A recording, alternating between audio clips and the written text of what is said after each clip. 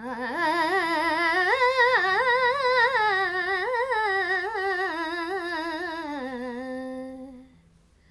you wondering what this is?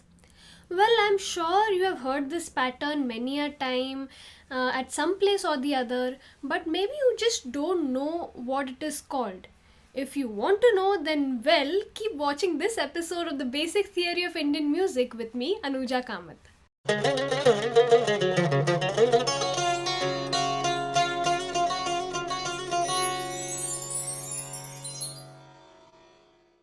In the previous episode, we started discussing about how a rag is elaborated, the techniques and the tools that are used to elaborate a rag by a Hindustani vocalist. Well, I'm going to continue the same topic in today's episode, and as we discussed previously about Alapi and Bandish in detail, today we will discuss about Layakari and Taan. When you go to a Hindustani vocal concert, you will realize that the performance of the rag begins with Alapi, and after performing the Alapi, there comes or begins a phase in which the speed of the performance increases, the tempo increases, and rhythm gets a lot of importance. It is at this point that the performer starts performing Layakari and Taan. It is at this point, generally, when the common audience also starts relating to the performance, he becomes attentive. Why? Because as the speed increases, there is this certain increase in the energy level, and the performer gets a lot of scope to bring about acrobatics in his performance. Now, all this brings about a wow factor in the performance, and the common audience starts enjoying it more. So, coming back to the point, let us discuss the third element used for the elaboration of a rag, that is Layakari. So, what does Layakari mean? Layakari means literally working with rhythm. So, what really happens during a Layakari is that the performer starts singing the phrases or performing the phrases of the rag in a particular rhythm. I know this might sound very vague to you. If I don't give you an example, probably you will not understand what I'm talking about. So, I will give you a demo of how a phrase of a rag sounds when performed as an alap versus how it sounds when it is performed in Layakari style. So here it goes. Phrase of Raag Yaman in Alapi style. Ni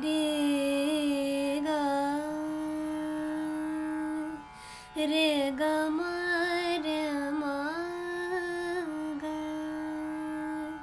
re ga pa re sa ni re ga ma da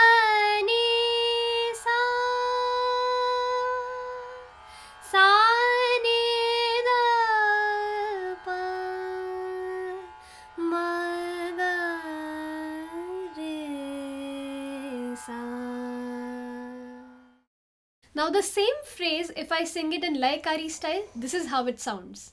Ni re ga ga ga ga re ga ma re ma ga re ga pa re sa ni re ga ma da ni sa ni da pa ma ga re sa. Now that you heard the demos of the phrases of the rags in Alapi and Layakari style, did you realize how in the Alapi the phrases are actually sung in a very easygoing manner and in a very slow motion, while at the same time during Layakari the speed increased a little and the phrases were sung in a particular rhythm and in an angular manner. So this is exactly the difference between Alapi and Layakari. Even with the same phrases, you have a different flavor, and this gives in variety to the performance. Many of y'all might ask, how is a Layakari performed?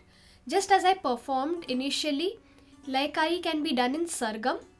It can also be done in Bol or words, using words of the Bandish, and the Bol Layakari sounds something like this. कह सखी कैसे के करिए भरिए ऐसो लालन के संग कह सखी कैसे के करिए. So you heard how Layakari can be done in Sargam, how it can be done by using the words of a bandish. The question is, can Layakari be done with Akar? Well, not really, because there's no scope to perform Layakari in Akar. Layakari in Akar doesn't sound very pleasing to the ears. It sounds very unesthetic, and so it is avoided by the performers.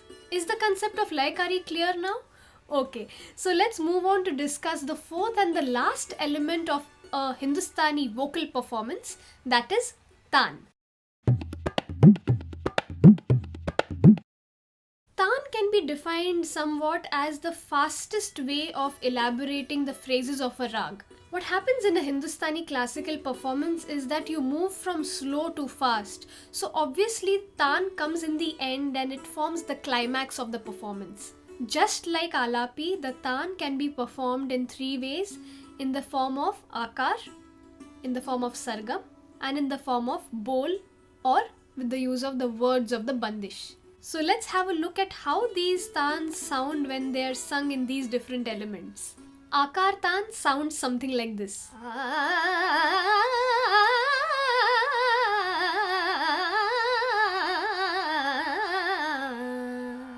That was the Akar Taan. Now comes the Sargam Taan.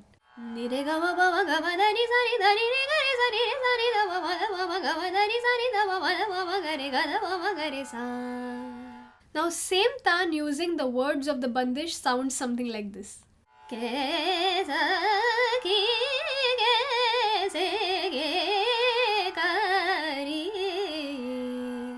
So with the end of this, we have the end of our topic, tools and techniques used to elaborate a rag. I would ask my audience to apply this little knowledge that they have by going to classical concerts or listening to classical audios on YouTube. You can check for yourself if you are able to understand which portion is the Alapi, which is the Taan, and when did the Bandish start.